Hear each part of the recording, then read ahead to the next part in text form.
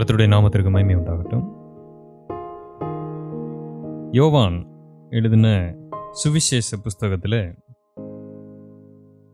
6ஆம் அதிகாரத்தில் 68வது வசனம். சீமோன் பேதுரு அவருக்கு பிரதியுத்தரமாக, ஆண்டவரே, யாரிடத்தில் போவோம்? நித்திய ஜீவ வசனங்கள் உம்மிடத்தில் உண்டு. யாரிடத்தில் போவோம்?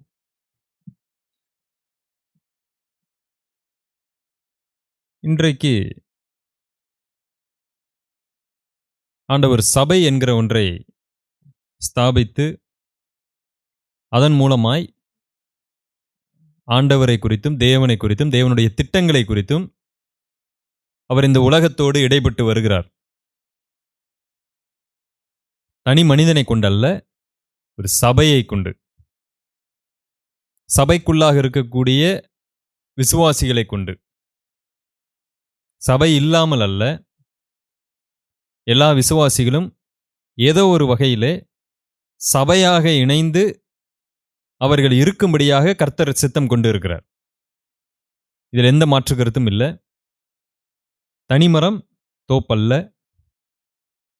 ஆனால் இன்றைக்கு இருக்கக்கூடிய சூழ்நிலைகள், இன்றைக்கு நாம் வளர்ந்து வந்திருக்கக்கூடிய அல்லது கடந்து வந்திருக்கிற கால சூழ்நிலைகள், இப்பொழுது இருக்கக்கூடிய இந்த சமுதாயங்கள், அரசியல் கால சூழ்நிலைகள், இவைகள் எல்லாம் நாம் சபையாக கூடி இருக்கிறதுக்கு ஒரு இடத்துல கூடி வரக்கூடிய நிலைமையாகவும், சில இடங்களிலே கூடியே வர முடியாத ஒரு நிலைமையாகவும் இருக்கிறதை பார்க்கிறோம். சில தேசங்களிலே இப்படி கூடி வர முடியாது. கிட்டத்தட்ட 6 மாதத்திற்கு ஒரு முறை, 2-3 மாதத்திற்கு ஒரு முறை அவர்கள் யாருக்கும் தெரியாமல் அப்படி கூடி வந்து அங்கு அவர்கள் தேவனை இந்த கிடைத்த ஒரு மணி நேரத்திலோ அரை மணி நேரத்திலோ ஆராதித்து அவர்கள் வாழுகிறதை நாம் பார்க்க முடியும். இக்காலகட்டங்களிலே அது உண்டு. எந்த ஒரு காரியத்தையும் அடிக்கடி நமக்கு செய்யும் பொழுது அது ரொம்ப பழகி போயிடும். நமக்கு இப்பொழுது முழு சுதந்திரம் இருக்கிறது. மன்னாவை போல அதனால வெறுப்பாகவும் இருக்கிறது. இதே ஒரு 2 மாசத்திற்கு ஒரு முறை சபை கூடி வருதுன்னா பயங்கர உற்சாகமா வருவோம். ரொம்ப உற்சாகமா இருப்போம். வார வாரம் கூடி வருதல் அப்படிங்கிறது பொதுவாக அடிக்கடி கூடி வருதுனால இது ஒரு உற்சாகத்தை இழக்கக்கூடிய ஒரு செயலாக அநேக இடங்களிலே இருக்கிறது. ஏன் இந்த உற்சாகம் இழந்து போகிறது? கூடி வருகிறதுனால முதல்ல எனக்கு எந்த பயனும் ஏற்படாததினாலே. முதல் காரணமே அதுதான். கூடி வருகிறோம், அதனால எந்த பயனும் ஏற்படலை.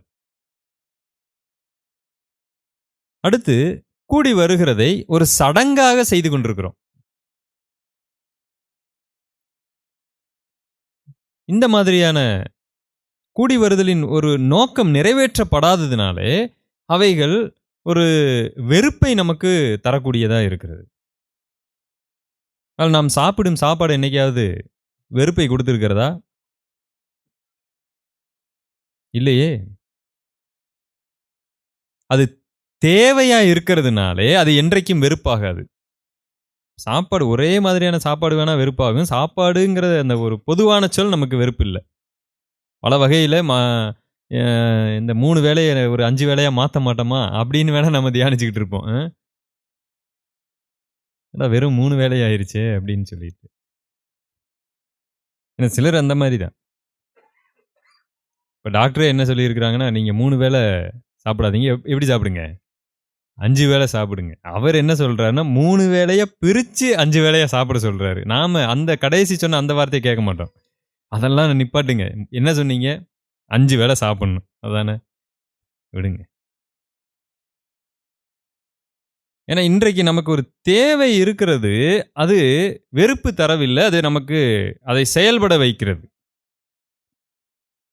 ஆனால் கர்த்தருடைய காரியங்கள் என்று வரும் பொழுது அவைகள் தேவைகளாய் இல்லாமல் அவைகள் வெறும் பாடங்களாக ஏதோ கூடி வருகிறோம் என்கிற ஒரு எண்ணம் இருக்கிறதுனால நாளடைவில் சலிப்பு தட்டுவது இயற்கை தானே.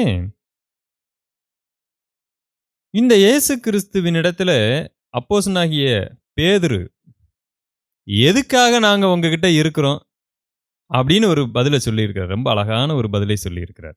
ஏன் உங்ககிட்ட இருக்கிறோம் தெரியுங்களா? இவ்வளவு காலமா மீன் பிடிச்சு நிறைய சம்பாதிச்சோம். இப்ப எந்த வேலையும் செய்யாம நிம்மதியா சாப்பிடுறோம். உங்க கூட வந்துட்டா என்ன பண்ணுவோம்? நல்லா சாப்பிடுவோம். இப்படி சொல்லல. ஏன்னா, அவர் கூட இருந்ததுனால நெறைய நேரம் பட்னியா தான் கிடந்திருப்பாங்க. சில இடங்கள்ல வேதத்துல வாசிக்கும் பொழுதே தெரிகிறது, அவர் இவங்கள கூட்டிட்டு சாப்பாடு குடுக்காமயே சுத்திக்கிட்டு இருக்கிறாரு. மிகுந்த பசி உண்டாயிற்று. அவருக்கே தாகமா இருந்துச்சு ஒரு இடத்துல. களைப்பா இருந்தார். சாப்பிடுவதற்கு கூட நேரம் இல்லாமல் எல்லாரும் என்ன செஞ்சாங்க? சாப்பிடுறதுக்கு நேரமே இல்லாம கூடி வந்தாங்க. இப்படிப்பட்ட ஒருத்தர்ட்ட யாருங்க இருப்பா? ஒண்ணு கூட இருந்தா 24 மணி நேரமும் நல்ல ஒரு அருமையான சாப்பாடு கிடைக்கணும். அருமையா இருக்கலாம். வீடும் இல்ல. ஒருத்தரு நான் பின்னாடி வருவேன்னு சொன்னோனே ஆண்டவர் சொல்லிட்டாரு. எனக்கு தலை சாய்க்க இடமும் கிடையாது, வீடும் கிடையாது. எதுக்கு வர்ற அப்படின்னு கேட்டாரு. நான் நினைக்கிறேன் அப்பயே அவன் ஓடியிருப்பான்னு நினைக்கிறேன். என்ட்ட இருக்கிற வீடாவது போதும்பா அப்படின்னு. இவர் வேற எந்த விஷயத்தையும் அவர்களுக்கு செய்யல. உலக பிரகாரமான எந்த விஷயத்திலும் அவர்களை பெரிய இடத்துல கொண்டு போய் வைக்கல. அட்லீஸ்ட் இவர் மரித்து போனதுக்கு அப்புறம் அதுல இருக்கிற யாராவது ஒருத்தர் தலைவராவது வச்சுட்டு போறாரான்னு பார்த்தா அதுக்கும் அவர் இடம் கொடுக்கல. இவங்க பேசிட்டு இருக்கிறாங்க, எங்கள்ல யாரு அடுத்த தலைவன்? இவருக்கு தெரிஞ்சிருச்சு. கூப்பிட்டு வச்சு சொல்லிட்டாரு, உங்கள இருக்கிறதுல யாரு கீழான வேலையை செய்யறீங்களோ அவர் தான் தலைவன். அவர் தலைவனா இருக்கட்டும்பா. மேலானவன், முதன்மையானவனா இருக்கட்டும். என்ன செய்யணும்? கீழான வேலையை செய்யணும். கீழான வேலையை செஞ்சுட்டா அந்த பதவி எனக்கு கொடுத்துருவீங்களா? இல்ல, கீழான வேலையை செஞ்சுக்கிட்டே இரு. அதுதான் நீ மேலானவன். அதுதான் நீ தலைவன் என்பதை காண்பிக்கிறது. என்ன ஆண்டவரே சொல்றீங்க? அப்ப நான் வேலைக்காரனாவில் இருப்பேன். ஆமா, வேலைக்காரன் தான். அந்த வேலைக்காரனா நீ இருக்கிறதுனால தான் உன்னை நான் எங்க வச்சிருக்கிறேன்? முதன்மையானவனாய் வைத்துக் கொண்டிருக்கிறேன். மனுஷகுமாரன் ஊழியம் கொல்லும்படி வரவில்லை, ஊழியம் செய்யும்படி வந்தார். என்ன நீங்கள் ஆண்டவரேன்னு கூப்பிடுறீங்கல்ல? ஆண்டவர் நான் ஊழியம் செய்து கொண்டு இருந்தால் நீங்க என்ன செய்யுங்க? வேலை செய்யுங்க. அந்த செய்யக்கூடிய அந்த கடைசி இடத்தை கொண்டு போய் கொடுத்துட்டாரு. அதுலயும் இவங்களுக்கு என்ன கிடையாது? சந்தோஷம் இல்லை. அப்ப எதுக்கு தான் இவர் பின்னாடி போகணும்? எந்த யூஸுமே இல்லையே. வீடு கட்டித்தர மாட்டேன்னு சொல்லிட்டாரு. நேரத்திற்கு சாப்பாடும் போடுறதில்ல. அடுத்து ஊழியத்துல நம்பர் 1 இடத்தையும் கொடுக்கல. எல்லாரும் சமமா பாவிச்சு நடக்க சொல்லிட்டாரு. கடைமட்ட வேலையை கொண்டு போய் செய்ய சொல்லுகிறார். அது மாத்திரமல்ல, கடைசியில் என்ன தெரியுமா சொல்லிட்டாரு? உங்களை தேவாலயத்திற்கு புறம்பாக்குவார்கள். எப்படி இருக்கு? ஒண்ணுமே இதுவரைக்கும் சொன்னதே நம்மளால கேட்க முடியல. அடுத்து இவர் சொல்றாரு, உங்களை தேவாலயத்திற்கு புறம்பாக்குவாங்க. என்ன ஆண்டவரே சொல்றீங்க? ஆமா. அடுத்து உங்களை வாளாலே வெட்டுவார்கள். கல்லால என்ன செய்வீங்க? அடி வாங்குவீங்க. நல்லா இருந்த மனுஷங்க இவங்க. மீன் பிடிச்சுக்கிட்டு இருந்தவங்க. ரொம்ப ஜாலியா வாழ்ந்துகிட்டு இருந்தவங்க. சரியா கொஞ்சம் படிப்பறிவு குறைவா இருந்தாலும் நிம்மதியா வாழ்ந்துகிட்டு இருந்த மக்கள். இவர் பின்னாடி போனதுனால இவர் கொடுத்த சம்பவங்கள். கடைசியில பேதுருக்கு ஒரு தீர்க்க தரிசனமே சொல்லிட்டாரு. பேதுருவே, நீ என்ன செய்வாய்? எனக்காக ஜீவனுக்கு மரித்தே போவாய்ன்னு சொல்லிட்டாரு. இப்ப சொல்லுங்க, இந்த இயேசு கிறிஸ்துவினிடத்துல நீங்க வர பிரியப்படுறீங்களா? இல்லை இன்னைக்கு இருக்கிற போதர்கள்ட்ட போக பிரியப்படுறீங்களா? இன்றைக்கு எந்த போதகனாவது இயேசு கிறிஸ்து உபதேசித்த இந்த உபதேசத்தை உபதேசிக்க முடிகிறதா? கொஞ்சம் யோசித்து பாருங்க. யாரா இருந்தாலும், எனக்கே இயேசு கிறிஸ்து எல்லாம் வேணாம்ப்பா, நீ இந்த இவர் பின்னாடி போயிடுறேன்ப்பா, இந்த போதகர் ரொம்ப நல்லா பேசுறாரு, அவரை விட எல்லாம் கிடைக்குன்னு சொல்லி இருக்கிறாரு. ஆனா பவுல் இது பேதுரு என்ன சொல்றாரு பாருங்க, நாங்க ஏன் உங்க பின்னாடி வர்றோம்னா, இவைகள் எல்லாம் நீங்க சொல்லி இருந்தாலும் நாங்கள் மீண்டும் உங்களிடத்துல வர்றோம். ஒரே ஒரு காரணம் தான் இருக்கிறது, ஜீவ வசனங்கள் உம்மிடத்தில் உண்டு, அவ்வளவுதான். இன்னைக்கு இயேசு கிறிஸ்துவின் இடத்துல ஏன் வருகிறோம்? ஒரே விஷயம்தான், ஜீவ வசனங்கள் உண்டு. யாரிடத்துல போவன்னு ஒரு கேள்வி வேற. யாரிடத்துல போக முடியும் ஜீவ வசனத்துக்கு? இன்றைக்கு இயேசு கிறிஸ்து இந்த உலகத்துல இல்ல. No way. உலகத்திலே அவர் சரீர பிரகாரமாக இல்லை. இப்ப யார்கிட்ட போறது? யாரிடம் செல்ல முடியும்? இதே கேள்வியை கேட்கலாம். அவர் கேட்கிறார், நாங்கள் யாரிடம் போவோம்னு ஒரு கேள்வி கேட்கிறார். இன்னைக்கும் அதே தேவனை பார்த்தே கேள்வி கேட்கலாம். யாரிடம் போலாம்? ஆண்டவரே, யாரிடம் நாங்க போறது?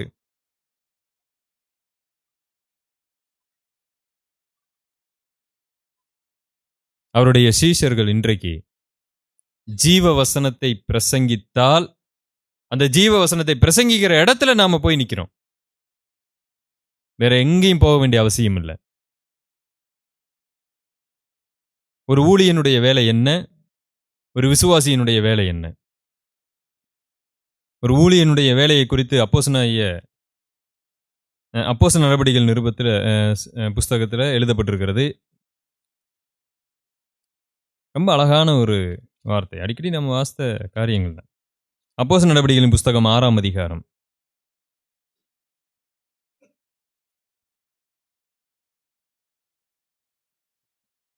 அதில் சொல்லப்பட்டிருக்கிற ஒரு அழகான ஒரு வார்த்தை, 3வது வசனம். ஆதலால் சகோதரரே, பரிசுத்த ஆவியும் ஞானமும் நிறைந்த நற்சாட்சி பெற்றிருக்கிற 7 பேரை உங்களில் தெரிந்து கொள்ளுங்கள்.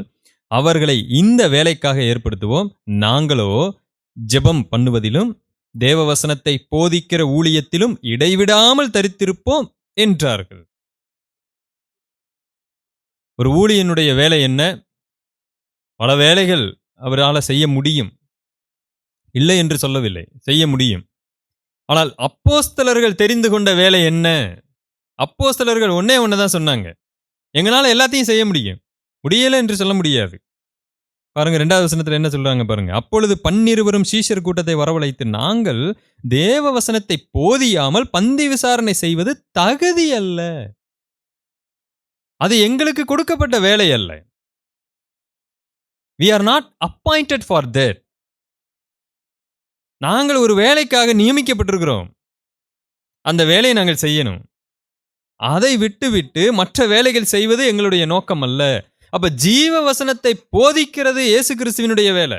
இயேசு கிறிஸ்து அங்க மற்ற வேற எந்த வேலையும் செய்து கொண்டு அதெல்லாம் அடுத்த கட்டத்துக்கு கொண்டு போய் வச்சுட்டாரு, கீழே கொண்டு போய் வச்சுட்டாரு. தன்னுடைய சீஷர்களை அப்படியே சந்தோஷமா பார்க்கணும், நல்ல வீடு கட்டி தரணும்,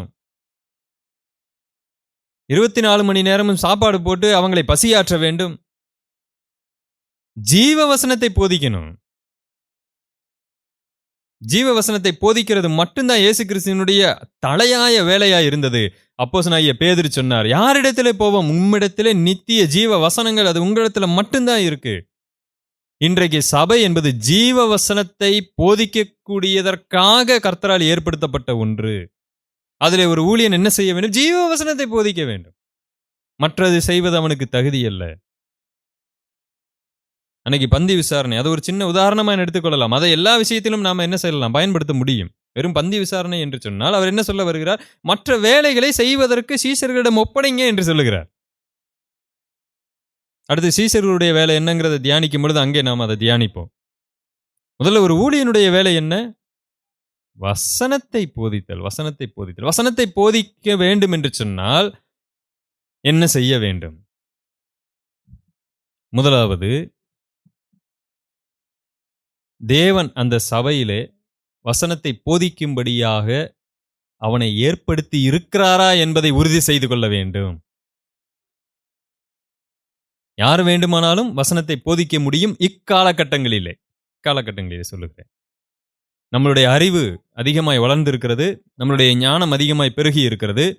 ஆனால் கர்த்தர் என்னை எங்கே ஏற்படுத்தி இருக்கிறார் என்பதை அறிய வேண்டும். கர்த்தருடைய அழைப்பு அல்லது கர்த்தர் என்னை ஏற்படுத்துவது திட்டமும் தெளிவுமாய் எனக்கு தெரியாவிட்டால், எனக்கு எவ்வளவு தாளந்துகள் இருந்தாலும், எவ்வளவு திறமைகள் இருந்தாலும், நான் அவருடைய பாதத்தில் அமர்ந்து அவர் என்னை நடத்தும் வரைக்கும் நான் அமைதியா இருக்கணும். தானாக எழும்புவது அல்ல, ரொம்ப பொறுமையா இருக்கணும். நம்ம இன்றைக்கு பார்த்தீங்கன்னு சொன்னா அநேக இடங்களிலே சபைகள் புற்றீசல்கள் போல முளைத்துக் கொண்டே இருக்கின்றன. சில இடத்துல சபை ஆரம்பிப்பது என்பது ஒரு கவர்ச்சிகரமான விஷயமாகவும் போயிருச்சு. இன்றைக்கு உலகில் இருக்கக்கூடிய அன்றைக்கு சபை ஆரம்பிக்கும்ங்கிறது ஒரு பாடுகள். ஆதி திருச்சபையிலையும் சரி, அது ஒரு மிகப்பெரிய பாடு. அவ்வளவு எளிதாக ஆரம்பிச்சிட முடியாது. பெர்கமு சபையை குறித்து ஆண்டவர் பேசிக்கொண்டு வரும்பொழுது சொல்லுகிறார், அங்க இருக்கக்கூடிய தேவனுடைய ஊழியனை அந்த அரசாங்கம் கொன்று போட்டது. அவர்தான் அங்க ஊழியத்தை ஏற்படுத்தி இருக்கிறார். அநேகரை கட்டி இருக்கிறார். வசனத்திற்குள்ளாக கட்டி கொண்டு வந்திருக்கிறாரு. அந்த ஊழியனை கொன்று போட்டாங்க. அடுத்து இவங்கெல்லாம் பார்க்குறாங்க. அடுத்து யார் ஊழியன்? யார் ஊழியன்? யாருமே வேணாம் சாமி. நாங்க இப்படியே இருந்துக்கிறோம். விசுவாசியா இருந்துடுறோம். இன்னைக்கு கொஞ்சம் பார்க்கலாம். யார் அடுத்து? யார்? நானு. என்ன ஏற்படுத்தி வைங்க. நாங்க நிக்கிறோம். எங்களுக்கு தான் மக்கள் சப்போர்ட் இருக்கு. எங்களை ஏற்படுத்தி வைங்க. அந்த பக்கம் ஒரு கோஷ்டி. இல்ல எங்களை ஏற்படுத்தி, எங்களுக்கு தான் மக்கள் சப்போர்ட் இருக்கு. சரி, அப்போ எலெக்ஷனை வச்சிடலாம். வைங்க. வீடு வீடா போறது. அது எப்படி பிரதர் உங்களுக்கு தெரியும்? நானும் போயிருக்கேன். ஓட்டு போடுங்க அப்படின்னு சொல்லி கேட்கறது. ஏன் தெரியுமா? ஏன்னா அந்த வேலை பாடுகள் நிறைந்த வேலை கிடையாது. ஜாலியான வேலை, சந்தோஷமான ஒரு வேலை, மதிப்பு மரியாதை மிக்க ஒரு வேலை. இன்றைய காலகட்டத்தில் அன்னைக்கு பெர்கமு சபையில போய் எங்க பார்க்கலாம்? யாராவது ஒருத்தவங்க எந்திரிச்சு வாங்கினா யாரும் வரமாட்டாங்க. ஏன் வரமாட்டீங்க? கர்த்தருடைய அழைப்பு இல்லை பிரதர். நல்லா தெரியுது பிரதர், கர்த்தருடைய அழைப்பு இல்லவே இல்லை. எங்களுக்கு நல்லா தெரியுது. உண்மைதான், கர்த்தருடைய அழைப்பு இல்லை என்பதை அவர்கள் எளிதாக உணர்ந்து கொள்ளுவார்கள். அந்த சூழ்நிலையிலையும் ஒருவர் எந்திரிச்சு வர்றாரு. எனக்கு நல்லா தெரியுது, கர்த்தர் என்னை அழைத்து இருக்கிறார். ஏன்னா அந்த அழைப்பு வல்லமை உள்ளது. த காலிங். கர்த்தர் அங்க போய் கூப்பிடுகிறார். பாத்தீங்கன்னா அந்த வார்த்தையே ஒரு பயங்கரமான ஒரு ஸ்ட்ரென்த்தான ஒரு வார்த்தை. நீங்க தட்டி கழிக்கவே முடியாது. 1000 பேர் கொல்ல நின்னால் நீங்க என்ன செஞ்சிருவீங்க?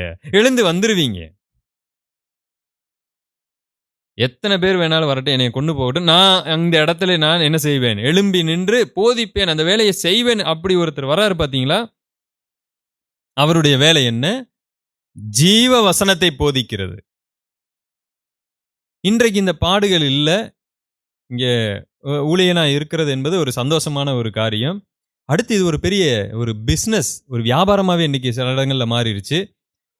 ஒரு 30 லட்ச ரூபாயை இறக்கிட்டோம்னு சொன்னா அடுத்து ஒரு 10 வருஷத்துல 10 கோடி ரூபாய் சம்பாதிச்சிடலாம் என்ற அளவுக்கு இன்றைக்கு சபை வியாபாரமாய் மாறி பெருகி போனது. ஆண்டவர் இயேசு கிறிஸ்து இன்றைக்கு இருந்திருந்தால் அவராலே முடிஞ்சிருக்காது. எத்தனை சாட்டையை தான் அவரும் செய்வாரு. அந்த அடிப்படையில சொல்றேன். எத்தனை கடைக்கு போய் சாட்டை வாங்குவாரு? எல்லாம் தீந்து போயிடும்.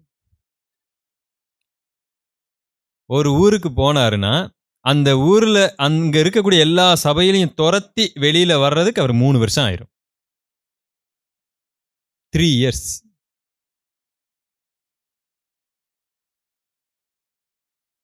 அந்த அளவுக்கு சபைகளிலே இன்றைக்கு எல்லாம் உள்ள வந்துருச்சு. இப்ப அரசியல்வாதிகள் இங்க நம்ம கிட்ட வந்து கிளாஸ் எடுத்துட்டு போயிருக்கிறாங்க. கிளாஸ் படிச்சுக்கிட்டு போயிருக்கிறாங்க. எப்படி அரசியல் பண்றது?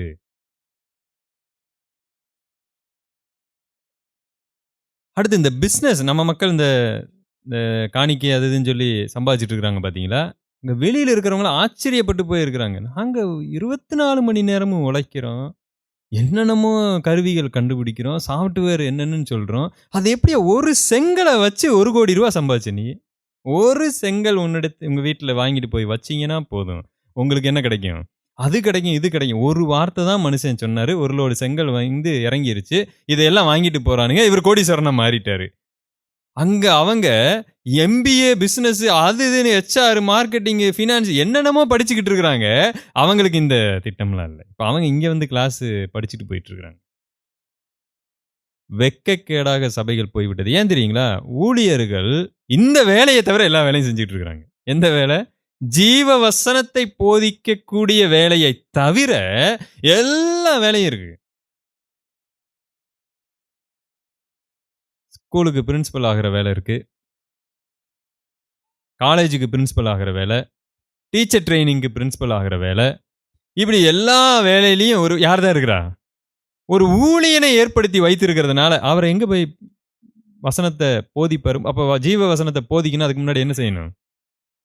ஜீவ வசனத்தை படிக்கணும். இது ஜீபூம்பா மாதிரி இல்ல. அப்போஸ்தலனாகிய பவுல் சொல்லுங்க, நான் வருமளவும் வாசிக்கிறதுல நீ எப்படி இரு? ஜாக்கிரதையுள்ளவனாயிரு. நான் எதுக்கு வாசிக்க? நான் தான் ஊழியனாச்சே. நீ ஊழியனா இருக்கிறதுனால தான் வாசிக்கணும். வாசிக்காம நீங்க போய் என்ன பண்ண முடியாது? படிக்க முடியாது.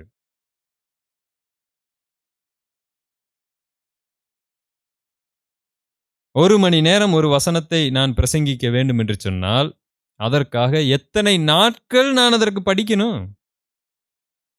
இன்றைக்கு ஏன் ஊழியர்களுடைய வாழ்க்கையிலே ஜீவ வசனத்தை போதிக்கிறது குறைஞ்சு போச்சு? ஏன்னா வாசிக்கிறது குறைஞ்சு போச்சு. ஏன் வாசிக்கிறது குறைஞ்சு போச்சு? மற்ற வேலைகள் பெருகி போச்சு. மற்ற வேலைகள் ஏன் பெருகி இருக்கிறது? விசுவாசிகளுக்கு கொடுக்கப்பட வேண்டிய வேலைகள் கொடுக்கப்படவில்லை. ஏன் விசுவாசிகளுக்கு கொடுக்கப்பட வேண்டியவை கொடுக்கப்படல? விசுவாசிகளுக்கு எல்லாம் தெரிஞ்சிரும். எல்லாம் தெரிஞ்சிருச்சுன்னா அவ்வளவுதான். என்னுடைய இதெல்லாம் வெளியில வந்துரும். அப்ப எந்த அளவுக்கு இவைகள் எல்லாம் மூடி மறைத்து வைக்க வேண்டுமோ அதெல்லாம் செஞ்சு கடைசியில செய்ய வேண்டிய வேலை செய்யப்படாமல் இருக்கிறது. ஒரு சபையார் முடிவு செய்ய வேண்டும். ஒரு ஊழியன் என்ன செய்ய? ஜீவ வசனத்தை போதிங்க நீங்க. வேற எதுவும் செய்யவே இல்லையா? போப்பா நீ ஜீவ வசனத்தை போதிங்க. 12 அப்போஸ்தலர்களும் அந்த வேலையை செய்து கொண்டிருந்தாங்க. அவங்க அன்னைக்கு மட்டும் இந்த வேலையை தவிர வேற எந்த வேலையாவது செய்திருந்தாங்கன்னு சொன்னா, இன்றைக்கு உலகம் முழுவதும் சபைகள் எப்படி வந்திருக்குன்னு நான் கேட்கிறேன். எந்த சபையும் வந்திருக்காது. எதுவுமே வந்திருக்காது. ஒரு சபையை குறித்து தீமோத்தேயுக்கு அப்போஸ்தலனாகிய பவுல் எழுதும்போது மிக அழகான ஒரு வார்த்தையை பயன்படுத்துகிறார்.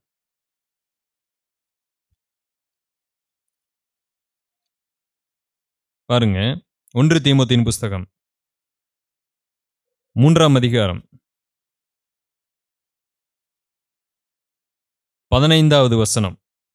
தாமதிப்பேனாகில் தேவனுடைய வீட்டிலே நடக்க வேண்டிய வகையை நீ அறியும்படி இவைகளை உனக்கு எழுதுகிறேன். என்ன சொல்ல வர்றாருன்னா, ஏன் இந்த சத்தியத்தை எழுதினேன் உனக்கு? இந்த நிருபத்தை அப்படின்னு எடுத்துக்கொள்ளலாம். அல்லது இதுக்கு முன்னாடி சொன்ன ஒரு சத்தியத்தை, இந்த 3ஆம் அதிகாரத்துல ஒரு முக்கியமான சத்தியத்தை சொல்லியிருக்கிறார். இதை நான் ஏன் சொன்ன தெரியுமா?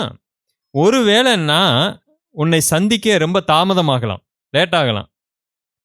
ஆனா சபையில நீ எப்படி செயல்படணும், என்ன நடக்கணும், எப்படி நடக்கணுங்கிறத நீ தெரிஞ்சுக்கணும் அப்படிங்கிறதுக்காக நான் இவற்றை எழுதி கொடுத்தேன்.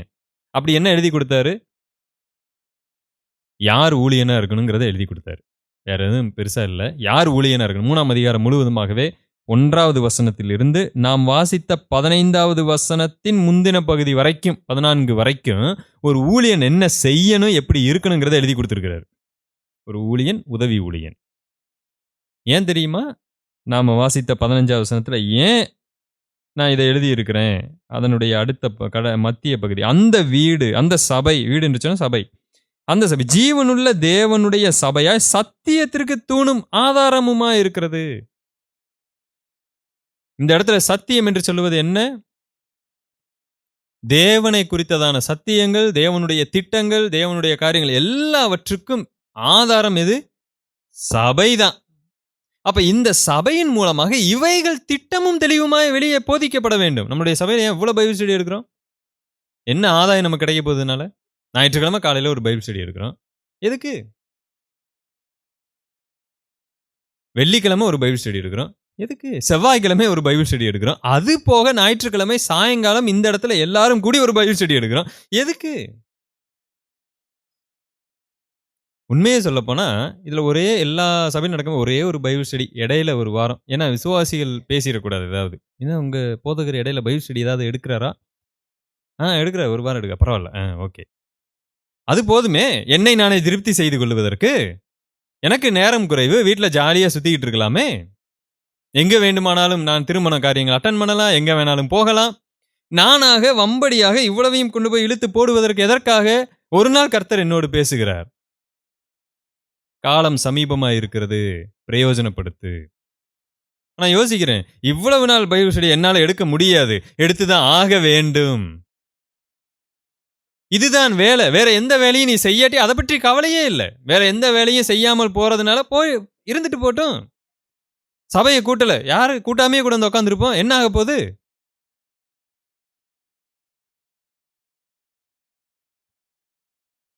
அன்னைக்கு வீட்டுல ஒரு அம்மா எல்லாம் காபி தண்ணி எல்லாம் போட்டுக்கிட்டு இருக்கிறாங்க எல்லாத்துக்கும். அங்க மரியாள் பார்த்தா உட்காந்து ஜீவனுள்ள வசனத்தை கேட்டுக்கிட்டு இருக்கிறா. அது முக்கியம்தான், இல்லை என்று சொல்லல. ஆண்டவர் மரியாளுடைய சேவையை அங்கு எந்த குறையும் சொல்லல. அவளை எதற்கு முக்கியத்துவம் கொடுக்க வேண்டும் என்பதை மறந்ததினாலே, அறியாததினாலே அதை தான் கடிந்து கொண்டார். இன்றைக்கு ஊழியர்கள் மற்ற வேலையை செய்ய வேணாம்னு சொல்லல. எதற்கு முக்கியத்துவம் கொடுக்க வேண்டும் அதை கொடுக்காமல் அதை அவர்கள் செய்கிறதுனாலே, இது எவ்வளவு பெரிய ஒரு பாதிப்பை ஏற்படுத்துகிறது. அதை ஆண்டவர் கடிந்து கொள்ளுவார். தேவையானது ஒன்றே என்று பேசுவார். அதனாலதான் இன்றைக்கு இவ்வளவு கள்ள உபதேசங்கள் பெருகி இருக்கிறதற்கு காரணம். ஏன்னா வசனத்தை வாசிக்க நேரம் இல்ல. வசனத்தை படிப்பதற்கு நேரம் இல்ல. தியானிக்க நேரம் இல்ல. எதற்குமே நேரம் இல்ல. ஒன்னத்துக்கு நேரம் இல்ல.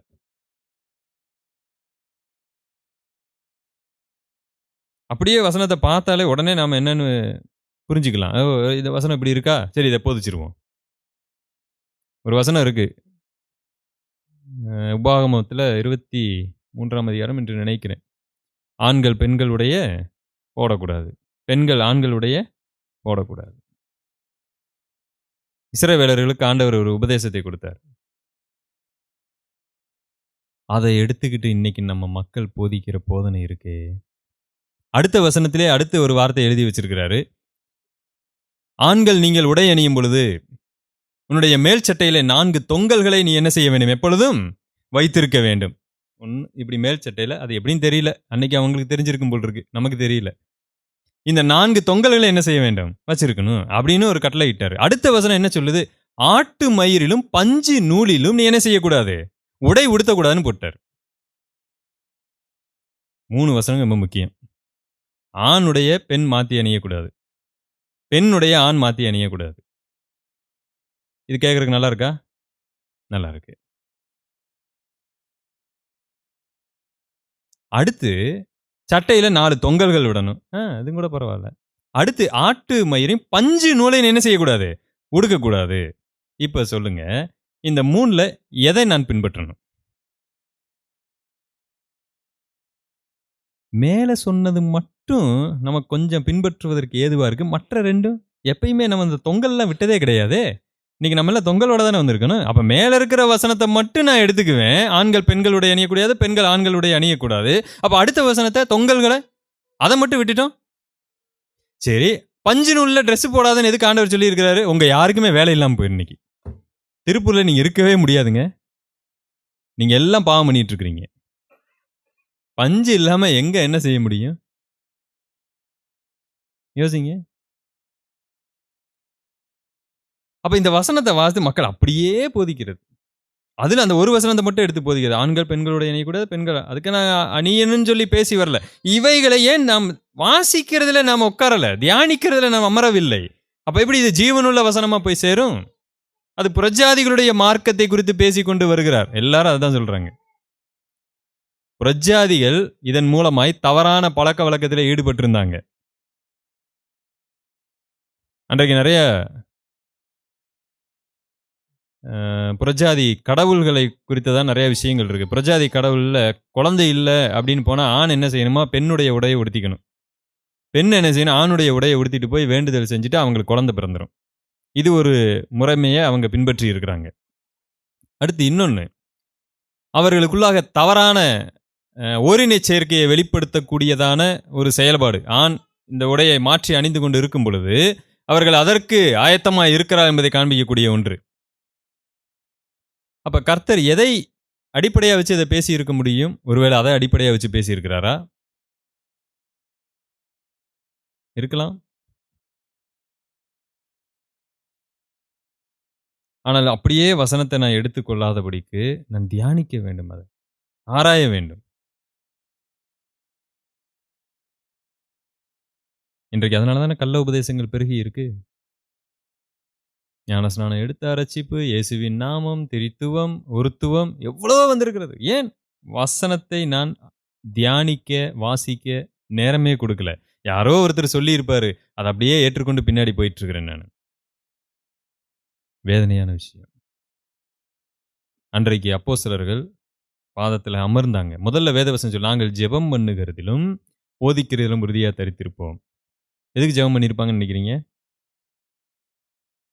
Very good. ஒன்னே ஒண்ணுதான், நாங்க வசனத்தை சரியாய் போதிக்கணும், சரியா புரிந்து கொள்ளணும், அவ்வளவுதான். அதற்காக தங்களை அர்ப்பணித்தார்கள். வேற எந்த விஷயத்திற்காகவும் அல்ல.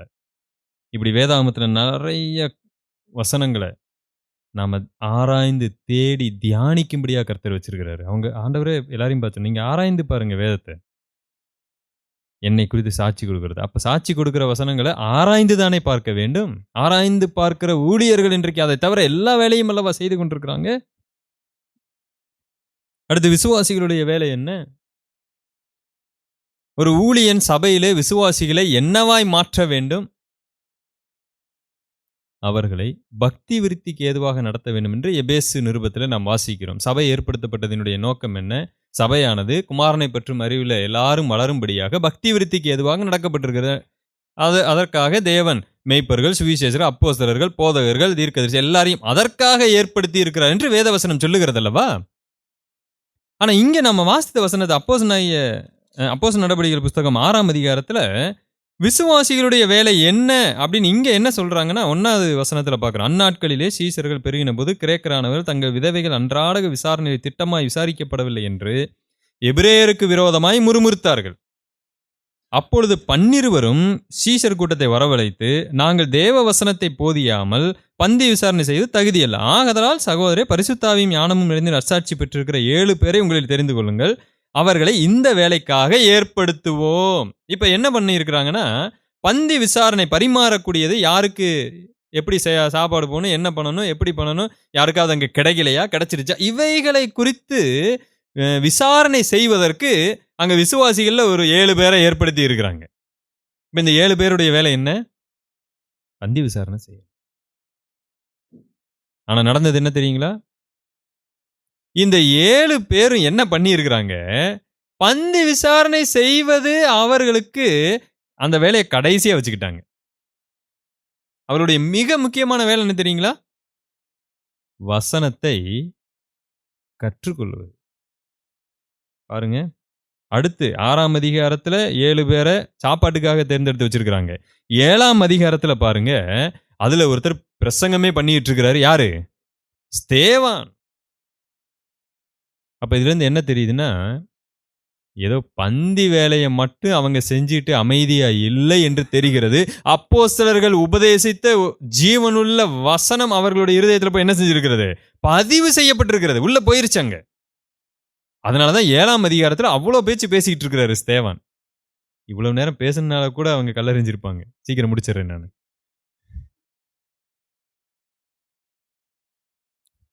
நல்ல வேலை இந்த வசனத்தை பார்த்த உடனே ஆவியானவர் எனக்கு நினைப்பூட்டிட்டாரு. சீக்கிரம் நீயும் முடிச்சிரு, ஸ்தேவான் கதை தான் உனக்கும்.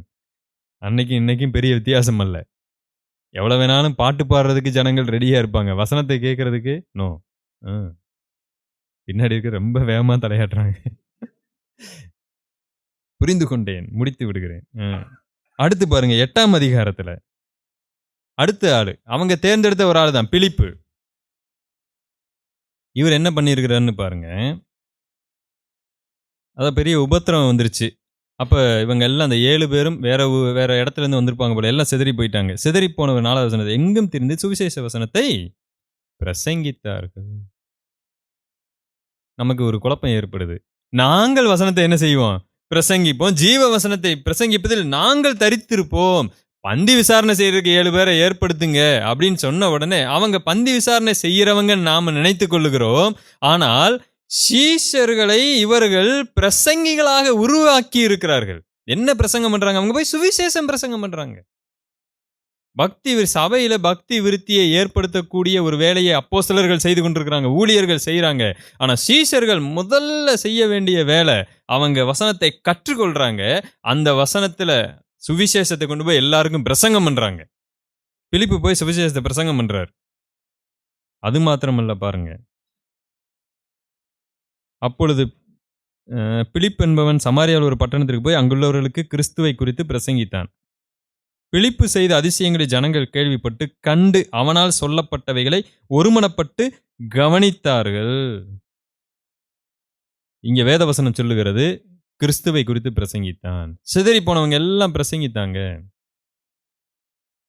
ஆண்டவர் அன்னைக்கு சீசர்கிட்ட சொன்னார், யூதேயா சமாரியா எல்லா இடத்துக்கும் போய் சுவிசேஷத்தை பிரசங்கிங்கன்னு அப்போஸ்தலர்கிட்ட சொன்ன உடனே அப்போஸ்தலர்கள் இந்த எருசலேம்லயே தங்கிட்டாங்க. எருசலேமுக்குள்ள தான் இருந்தாங்க. இவங்களுக்கு அந்த எண்ணம் தெரியல. இவர் என்ன யூதேயா போக சொன்னாரு, சமாரியா போக சொல்றாரு, எங்கெங்கேயோ போக சொல்லுகிறார் அப்படின்னு சொல்லிட்டு அங்கேயே தான் உட்கார்ந்துகிட்டு இருக்கிறாங்க. இப்ப ஆண்டவர் என்ன பண்ணாருன்னா, இவங்களா போறது தெரியல. நாம என்ன பண்ணிருவோம்? ஒரு உபத்திரவத்தை குடுப்போம். சபையில மிகப்பெரிய உபத்திரவம். உபத்திரவம் கொடுத்தா வேற வழியே இல்ல. சீசர்கள் எல்லாம் அங்கதான் இருக்கிறாங்க. 12 பேர் எங்கும் போல. 12 பேர்கிட்ட வசனத்தை கற்றுக்கொண்டு உட்கார்ந்துகிட்டு இருந்தாங்க பாத்தீங்களா? இவங்க எல்லாம் ஓடிட்டாங்க. ஏன்னா 12 பேர் ஒளியிறது ரொம்ப ஈஸி தான். கூட வர்ற அந்த 3000 பேர், 5000 பேர் ரட்சிக்கப்பட்டாங்க. அப்படித்தானே வாசிக்கிறோம் நம்ம. 2ஆம் அதிகாரத்துல 3000 பேரு, அடுத்து 5000 பேர் ரட்சிக்கப்பட்டிருக்காங்க. இப்ப கிட்டத்தட்ட 8000 பேரு. சொல்லப்படாதவங்க கொஞ்சம் பேர் இருக்கலாம். மொத்தம் 10,000 பேர் இருக்கிறாங்க. இவ்வளவு பேரையும் எளிதாக கண்டுபிடிச்சு கொன்னு போடலாமே. அதனால இவங்க எல்லாம் சிதறி ஓடுனாங்க. கர்த்தர் அனுமதிச்சாரு. கர்த்தருக்கு நல்லா தெரியும். இவங்க எல்லாம் உண்மையா ரட்சிக்கப்பட்டவங்க. இவங்க சிதறி போனாங்கன்னா என்ன செய்வாங்க? கிறிஸ்துவை பற்றி போதிப்பாங்க. இன்னைக்கு அதே வேலையை ஆண்டவர் ஏன் நமக்கு செய்யறது இல்ல? இவங்களை சிதறடிச்சாலும் அங்கேயும் போய் என்ன பண்ணுவாங்க? அமைதியாக உட்கார்ந்திருப்பார்கள். இப்ப சிதறடிக்கணும்னா என்ன பண்ணணும்? யாரெல்லாம் சுவிசேஷ ஊழியம் பண்றாங்களோ அவங்கள மட்டும்தான் சிதறடிக்க முடியும். அப்படி ஆள பார்க்கவே முடியலையே. அன்றைக்கு வெறும் அப்போஸ்தலர்கள் மட்டும் சுவிசேஷத்தை பிரசங்கித்துக் கொண்டு இருந்தால் தேவன் யாரை சிதறடிச்சிருக்கணும்? அப்போஸ்தலர்களை மட்டும் அப்படியே அங்க கொண்டு போய் 12 பேர் 12 இடத்துக்கு போங்கன்னு அனுப்பி இருக்கணும். கர்த்தருக்கு அது தேவையே இல்லை. அப்போஸ்தலர்கள் மூலமாய் தயாரானவங்க தான் விசுவாசிகள். இவங்க பெருசா போய் ஒன்றும் பிரசங்கிக்கல. பாருங்க 666 என்ன சொல்லுகிறது என்றால் அப்படிலாம் போதிக்கல. அங்க வேதவசனம் சொல்லுகிறது கிறிஸ்துவை குறித்து பிரசங்கித்தா. நீங்கள் நானும் கிறிஸ்துவை குறித்து பிரசங்கிக்க முடியாதா? இந்த வேலைக்கு அழைப்பை பெற்றிருக்க தேவையில்லை. ஏற்கனவே இந்த வேலைக்கு நாம் அழைப்பை பெற்றுவிட்டோம். சபையிலே தனிப்பட்ட முறையிலே நாம் விசுவாசிகளை பக்தி விருத்திக்கு ஏதுவாக நடத்துவதற்கு ஒரு தனிப்பட்ட அழைப்பு இருக்கிறது. அதை நான் பேச வரவில்லை. அதற்கு தேவை. ஆனால் சபையாரில் இருக்கிற எல்லாரும் செய்ய வேண்டிய ஒரு வேலை கிறிஸ்துவை குறித்து பிரசங்கிக்க. கிறிஸ்துவை குறித்து மற்றவங்களுக்கு பிரசங்கிக்க முடியாவிட்டால் நம்முடைய ரட்சிப்பே கேள்விக்குறி என்று அர்த்தம். இது நாள் வரைக்கும் என்னுடைய கிறிஸ்துவின் ரட்சிப்பை குறித்து நான் சொல்லுவதற்கு தயக்கமோ இல்லது நான் பாட்டுக்கு உட்கார்ந்துகிட்டு இருக்கிறேன்னு சொன்னா அதுல ஏதோ சம்திங் ராங் இருக்குன்னு அர்த்தம். ஏதோ ஒன்று தவறு நடந்திருக்கிறது. அவ்வளவு சபைகள் எப்படி பெருகி இருக்கிறது? வெறும் 12 பேர்னால மாத்திரமல்ல, அவர்களுக்கோடு இருந்த பிலிப்புனால. சமாரியா பட்டணம் முழுவதும் கர்த்தருக்குள்ள வந்ததற்கு ஒரே காரணம் பிலிப்புங்கிற ஒரு மனுஷன். திருப்பூர் மாதிரி ஒரு ஏரியா வைத்துக் கொள்ளலாம். இந்த திருப்பூர் முழுவதும் கர்த்தருக்குள்ளாக ஒரு மனிதனாலே வந்திருக்கிறது. அந்த மனிதன் யார்? சாதாரணமா பந்தி வேலை செய்யக்கூடிய ஒரு ஆள். ஹோட்டல்ல சர்வரா இருந்த மாதிரி ஒரு ஆள்னு வச்சுக்கலாம். சர்வர் வேலை பார்த்து கொண்டிருந்தவர். பக்கத்துல இருக்கிறவங்கள அப்படி அந்த சர்வர் வேலையில ஒரு ஹெட் மாதிரி இருந்து வேலைக்கு பார்த்துக்கிட்டு இருக்கிறார். அவ்வளவுதான். அவரை கொண்டு கர்த்தர் எவ்வளவு பெரிய ஒரு அற்புதத்தை நிகழ்த்தி இருக்கிறாரு.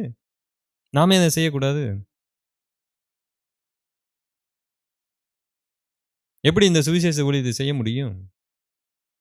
நான் என்ன பிரதர் போய் எங்கெங்கெல்லாம் போய் சொல்லி கொண்டு வரணுமா? எங்கேயும் போய் நீங்கள் நானும் அலைந்து திரிந்து கூட நீங்க செய்ய வேண்டிய அவசியம் இல்லை. நம்மளுடைய வீட்டுல உங்களுக்கு அருகாமையில் இருக்கிற நெருங்கி பழகிறவங்க இருக்காங்க பாத்தீங்களா? மாதத்திற்கு ஒரு முறை அவங்கள கூப்பிடுங்க. வாங்க வாங்க, சும்மா வாங்க, எங்க வீட்டுல ஒரு சின்ன கெட் டுகெதர் வச்சிருக்கிறோம், வாங்க. அவங்கள கூப்பிட்டு ஒரு சாப்பாடு. பெருசா ஒன்றும் ஆக போறதில்ல. அன்னைக்கு மட்டும் கொஞ்சம் நல்லா செஞ்சீங்கன்னா போதும். இல்லைன்னா என்னைக்குமே வரமாட்டாங்க. ஐயோ வேணாங்க, அடுத்து நீங்க கூப்பிட போனாலே தெரிஞ்சுக்கோங்க. ஓகே, எங்களுக்கு இன்னைக்கு வேலை இருக்குங்க அப்படின்ட்டுருவாங்க. ஏன் நாம செய்யக்கூடாது? நாம நினைக்கிறோம் அவங்களுக்கு எடுத்த உடனே போய் இயேசு கிறிஸ்து யார் என்று தெரியுமா? அப்படி இப்படின்னு ஏதோ ஒண்ண போதிக்க போயிடும். இல்ல. அதெல்லாம் அவன் அருகாமையில் இருக்க எப்ப வேணாலும் சொல்லிக் கொள்ளலாம். மாதத்திற்கு ஒரு முறை அவங்கள கூப்பிட்டு ஒரு 4 பேரை கூப்பிட்டு சும்மா வாங்க, இந்தாங்க சாப்பிடுங்க. ஒரு சின்ன கெட் டுகெதர்.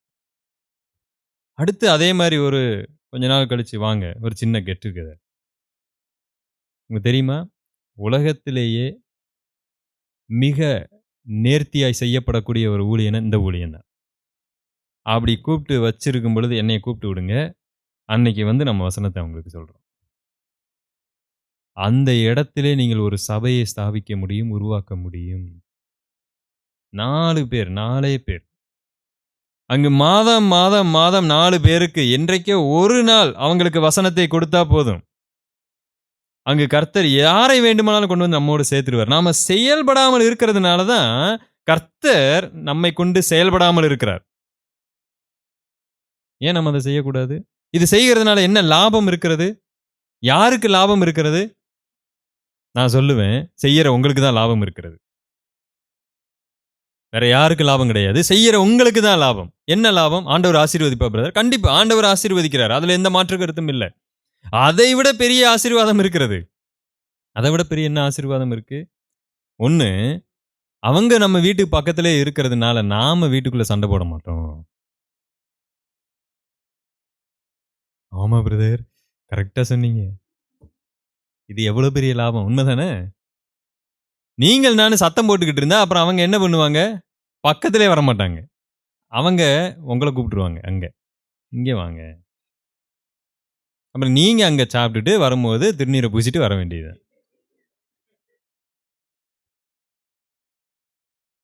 இல்ல. இத நீங்க செய்து பாருங்க. நம்மளுடைய குடும்பத்துக்கு தான் அங்க இதனால சந்தோஷம் கிடைக்கப் போகிறது. அங்க கர்த்தர் என்ன தெரியுமா செய்வாரு? உங்கள ஒரு பெரிய வல்லமையாய் மாற்றி உங்கள பயன்படுத்துவாரு. உங்களுடைய வாழ்க்கை தலைகீழா மாறிரும். ஒரு நோக்கம் கிடைக்கும். உங்களுடைய பேச்சுகள்ல மாற்றம் கிடைக்கும். வீட்ல தேவையில்லாமல் ஏற்படக்கூடிய பிரச்சனைகளுக்கு அங்க தீர்வு கிடைச்சிரும்.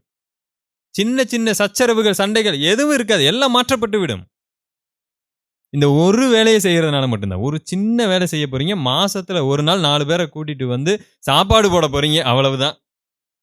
அடுத்த நாள் கூட்டிட்டு வந்து அவங்களுக்கு வசனத்த சொல்லி தாங்க நாங்க நம்புகிறோம்.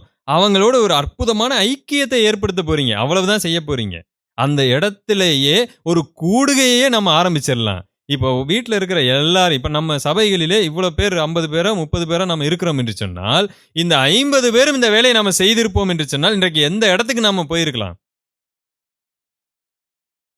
அன்னைக்கு சமாரியா தேசத்தை ஒரு மனிதன் மாற்றினான் என்று வேதத்துல வாசிக்கிறோம் அல்லவா? நாம ஒரு ஒரு குடும்பத்தை, ஒரே ஒரு குடும்பத்த நீங்க சபைக்கு வாங்கன்னு கூப்பிட வேண்டாம். நம்முடைய வேலை அது அல்ல. எங்க சபைக்கு வாங்க. இல்ல. உங்க வீடு சபையாய் மாற்றப்படட்டும் என்று நான் சொல்லுகிறேன்.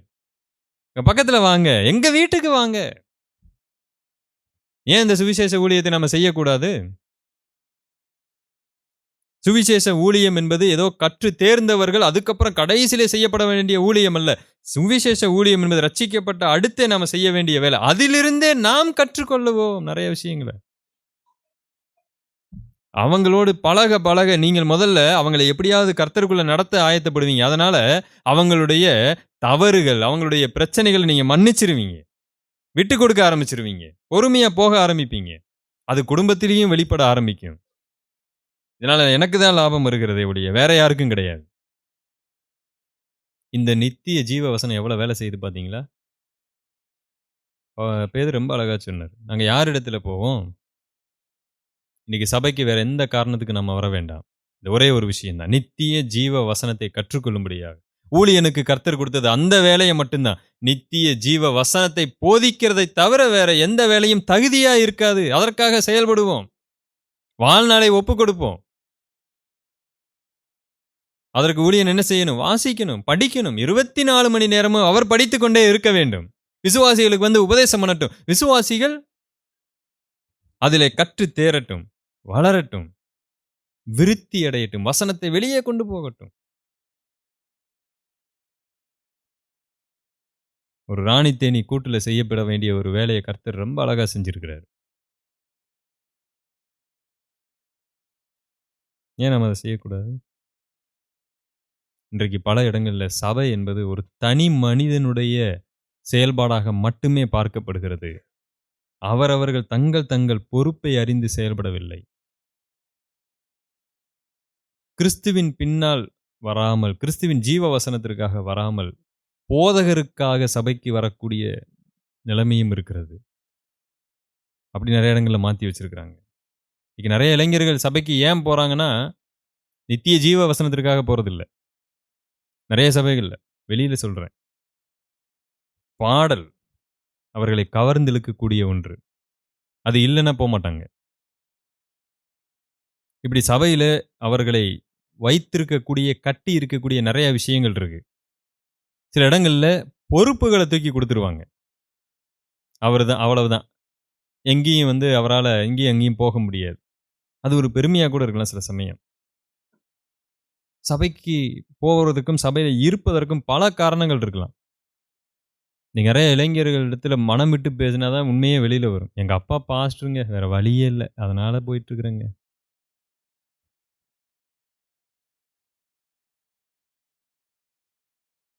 எவ்வளோ வேதனையான விஷயமா இருக்கும். அதனால தான் முதல்ல நான் சொன்னேன். அப்படிப்பட்ட வாழ்க்கை சலிப்பு தட்டக்கூடிய ஒரு வாழ்க்கை. அது முதல் அநேகர் அவர் பின்னாடி நடவாமல் பின்வாங்கி போனாங்க. ஆண்டவர் இவங்கள பார்த்து கேட்டாரு. நீங்களும் போறீங்களா? இல்ல. யாரிடம் போவோம்? நித்திய ஜீவ வசனங்கள் உம்மிடத்தில இருக்கு.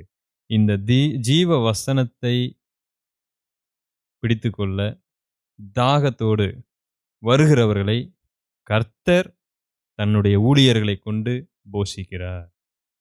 அவர்கள் வெளியே செல்றாங்க. தங்களுடைய வீடுகளிலோ, வெளியிலோ அவர்கள் விருத்தி அடையவும், மற்றவர்களை கர்த்தருக்குள்ளாக கொண்டு வரவும் பிரயாசப்படுறாங்க.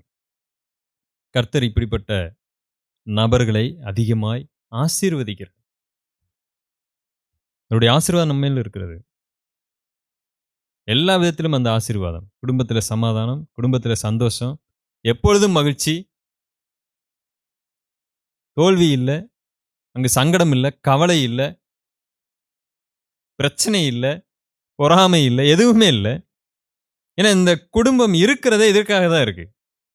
மற்றவர்களை ஆயத்தப்படுத்த, ஆயத்தப்படுத்த. ஒரு ஊழியனுடைய வேலை என்னன்னு பார்த்தோம். ஒரு விசுவாசியினுடைய வேலை என்னன்னு பார்த்தோம். இத நம்ம செய்ய ஆரம்பிச்சாலே, நாம கர்த்தருக்குள்ள வளர்ந்திருப்போம். அப்ப நம்ம கடைபிடிக்க ஆரம்பிப்போம். இதுநாள் வரைக்கும் நாம எப்படி வேணாலும் இருந்திருக்கலாம். ஆனால் ஒவ்வொரு நாளும் கர்த்தர் நாம் என்ன செய்ய வேண்டும் என்பதை நமக்கு போதித்து வருகிறார். நம்மளுடைய வளர்ச்சி வளர வளர வளர அக்காலகட்டங்களிலே நாம் என்ன செய்ய வேண்டும் என்பதை தெளிவாய் நமக்கு உணர்த்துவார்.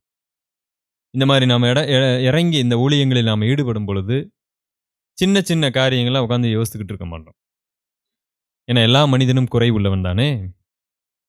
நாம விசுவாசிகளை குறித்ததான ஒரு பயணத்திலே போய்க் கொண்டிருக்கும் பொழுது, இந்த சின்ன சின்ன காரியங்கள், சபையை பாழ்படுத்தக்கூடிய காரியங்கள், இவைகளெல்லாம் நம்முடைய கண்ணுக்கே தெரியாது. அதெல்லாம் தூக்கி மிதிச்சு சாப்பிட்டு போய்க்கிட்டே இருப்போம். இன்றைக்கு ஏன் சின்ன சின்ன பிரச்சனைகள் பூதாகரமாய் மாறுகிறது? ஏன்னா அது மட்டும் தான் நமக்கு வேலையா இருக்கிறது. மற்ற அந்த ஊழியங்கள் இவைகள் எல்லாம் நம்மளுடைய நோக்கமா இருக்காதனால இந்த சின்ன விஷயமே நமக்கு பெருசா தெரிகிறது. இவைகளை மாற்றி தூக்கி போடுவோம். எல்லாருக்கும் ஒரே கோல் வச்சுக்குவோம். இன்னைக்கு 2ஆம் அதிகாரத்தை அப்போஸ்தலர் இப்படித்தான் பார்க்கிறோம். விசுவாசிகள் எல்லாம் ஒரே மனம் உள்ளவர்களா இருந்தாங்க. நம்முடைய வேலை என்ன? வசனத்தை போதித்தல், கற்றுக்கொள்ளுதல், அதிலே வளருதல், அந்த வசனத்தை எடுத்துக்கொண்டு போய் மற்றவர்களுக்கு கொடுத்தல். இதை செய்து கொண்டிருப்போம். கர்த்தர் நம்முடைய வாழ்க்கையை அபரிமிதமாய் மாற்றுவார். அவருடைய ஆசீர்வாதம் என் மேல் இருக்கும். அதில் எந்த மாற்று கருத்தும் இல்லை. அதனால் நித்திய ஜீவ வசனத்தை போதிக்க, அதை கற்றுக்கொள்ள நம்மளுடைய முழு வாழ்க்கையையும் நாம் அர்ப்பணிப்போம். தேவன் நாமே இந்த வசனத்தை ஆசீர்வதிப்பார். ஜெபிக்கலாம்.